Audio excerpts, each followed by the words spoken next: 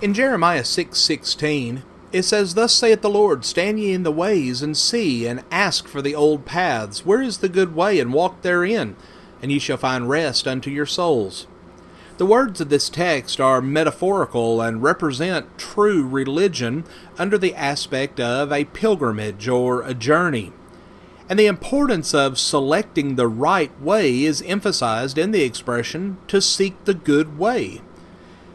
Manasseh, the puppet ruler of Syria and Judah, was forced to acknowledge the pagan religion of the empire and to put down any prophet or teacher who was opposed to it. Well, socially there were problems of class distinction, family life was deplorable, foreign cults were prevalent, the poor were being oppressed by the rich. Religiously, conditions were just as bad. There was a strange mixture of the Canaanite religions, Baalism, Babylonian cults, and meaningless formalism. But the customs and the habits of Assyria were brought in along with their religious practices, and many religious ways were offered to the people, which sounds so common to us today. But this was a very dark time for God in Judah.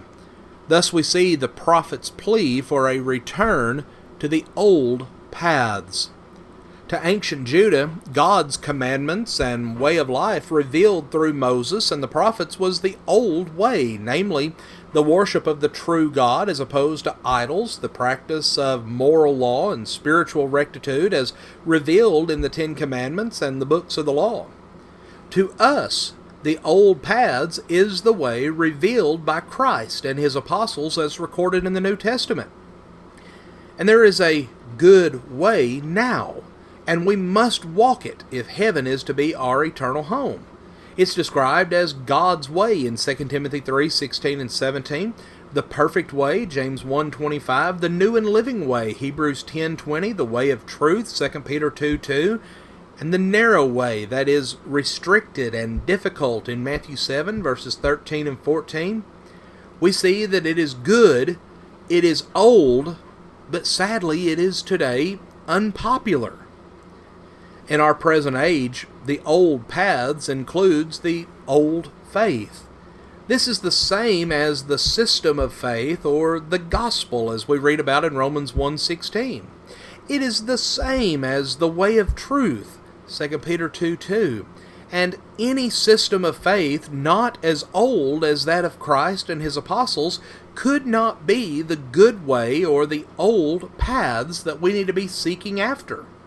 But also included in the old paths now is the old church. It is the one that is revealed in the New Testament. But the question arises, did Christ establish a church? Well, he promised that he would in Matthew 16:18. But did he make good on that promise?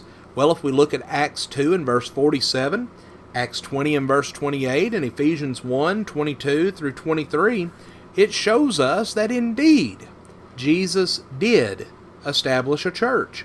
It can be identified, though, by certain earmarks in the record of it in the New Testament, such as the time and the place of its establishment, who comprised its membership, its terms of entrance, designations, order of worship, and government. And any church that was not founded by Christ through his apostles in the first century is not in the old paths. The aim of restoring the unity for which Christ prayed and enjoined by his apostles is a clear sight of the old paths. This unity can be achieved only on the simple 7-step plan outlined by Paul in Ephesians 4:1 through 4. And the answer to Christ's prayer can never be achieved on any other basis. Christ died to make this unity possible, Ephesians 2:11 through 20. And unless we get back to the old paths, then Jesus died in vain.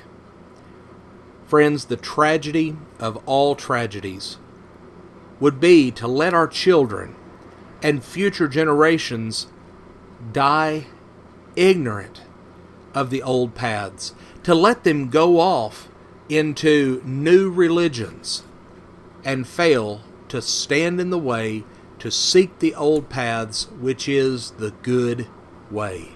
Friends, we thank you for joining us for our program today, and have a blessed day.